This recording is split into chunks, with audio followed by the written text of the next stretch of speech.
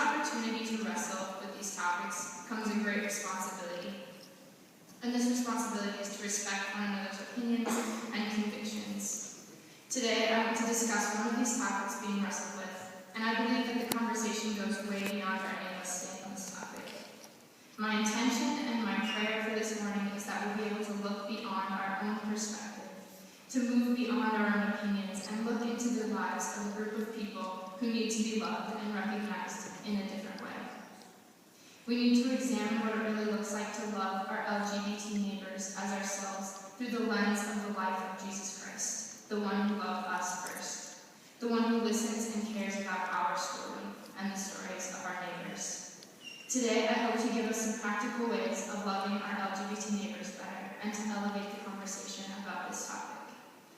So, since I'm a psych major, I'm going to give you a few statistics about the LGBT community. First, the LGBT community thinks that the church is against them. And I think that maybe we should be known for what we're for instead of what we're against. According to recent gay bullying statistics, gay and lesbian teens are 2 to 3 times more likely to commit suicide than other youths. Also, 30% of all suicides are committed by LGBT persons. And 4 to 5% of the population is LGBT or experiences some form of same-gender attraction. So that's close to 60 people on our campus of 1,200. And that's 1 in every 20 people. So clearly this is a hurting community, but it's also a community that's probably underknown. And all of us probably at least knows one person who wrestles or struggles or experiences this type of same-gender attraction. So this isn't something that just goes on in the secular world. This is the experience of many devoted Christian people around us.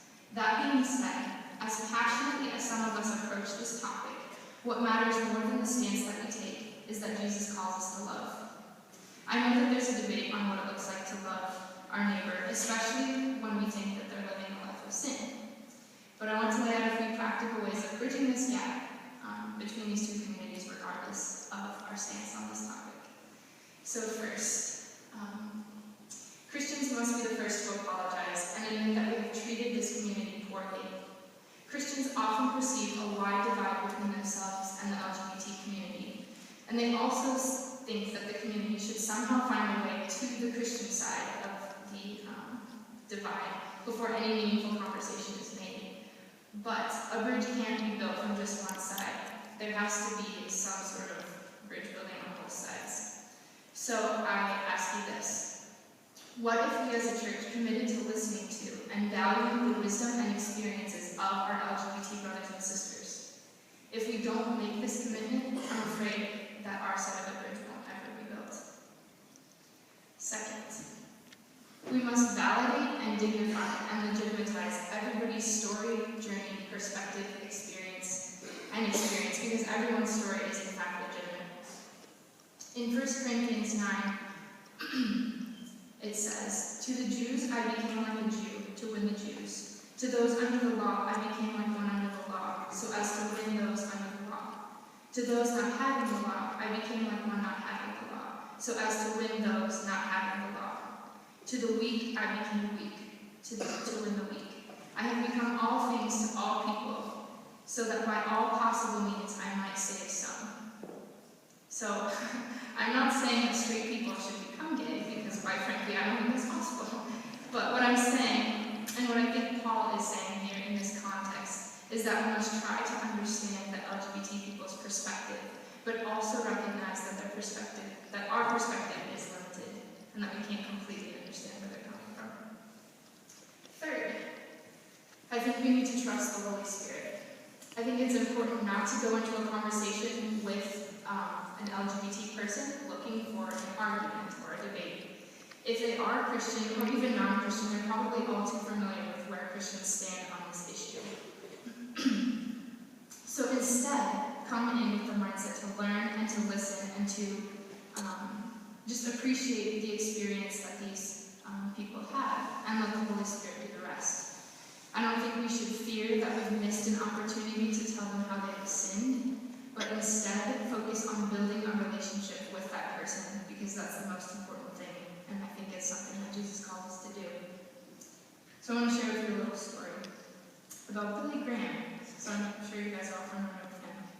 But him and his family went to a rally for Bill Clinton after his sex scandal was made public. A Christian reporter came up to Billy Graham and asked him why on earth he was supporting Clinton after this scandal. Graham's response was short, but powerful.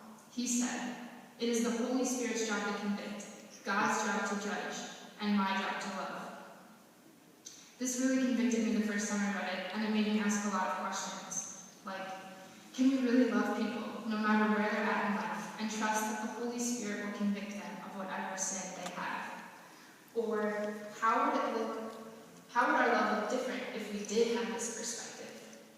It's easy for us to judge and to convict, but if we really believe that it's the Spirit's job, then I think it opens a lot of doors for us to encounter and to build relationships with people who we wouldn't normally let ourselves touch or encounter. So maybe what it means to love is to allow space for the Holy Spirit to do work not only in others' lives, but in our own lives as well.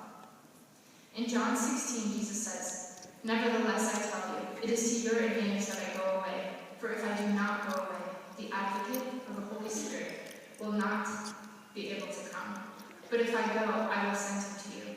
And when he comes, he will convict the world concerning sin and righteousness and judgment." So we are free from this condemnation.